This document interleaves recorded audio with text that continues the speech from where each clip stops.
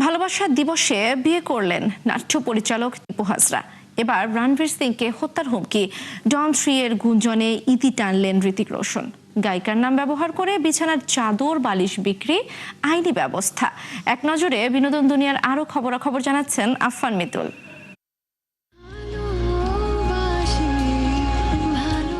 ভালোবাসা দিবসেই জীবনের নতুন অধ্যায় শুরু করলেন জনপ্রিয় নাট্য পরিচালক দীপু হাজরা। পারিবারিক আয়োজনের মধ্য দিয়ে শনিবার দুপুরে ঢাকার একটি রেস্টুরেন্টে ছোট্ট পরিসরে সম্পন্ন হয়েছে এই বিয়ে। তার স্ত্রী সাথিয়া আক্তার ঢাকা সিটি কলেজের ইংরেজি সম্মান বিভাগের শেষ বর্ষের ছাত্রী।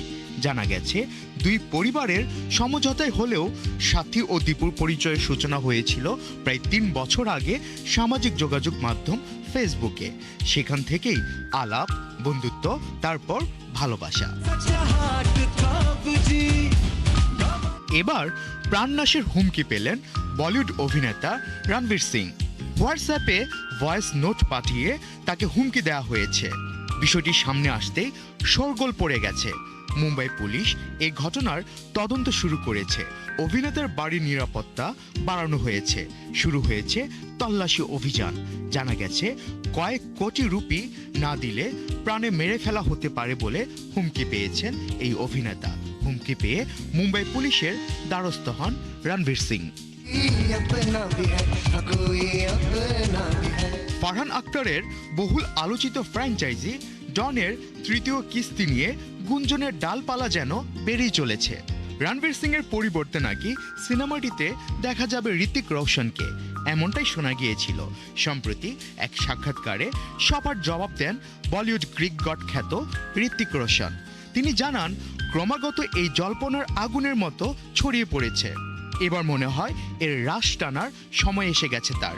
অমিতাভ বচ্চন ও শাহরুখ খানের ছেড়ে যাওয়া যুদ্ধই তিনি পা গলাচ্ছেন না। তার থেকেও বড় কথা, তার কাছে নাকি কখনো এই ছবির প্রস্তাবে আসেনি। যা রটছে তা পুরোটাই ভুয়া, ভিত্তিহীন।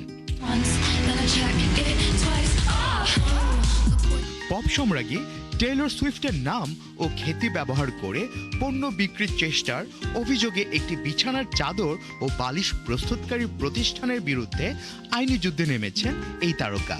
সুইফট হোম নামক ট্রেডমার্কটি বাতিলের জন্য মার্কিন সরকারের কাছে তিনি আবেদন জানিয়েছেন। সুইফটের দাবি, এই নাম ব্যবহার করলে সাধারণ গ্রাহকরা বিভ্রান্ত হয়ে ভাবতে পারেন যে পণ্যগুলো তার নিজের বা তিনি এগুলো প্রচার করছেন। আফফান মিতুল, ৭১।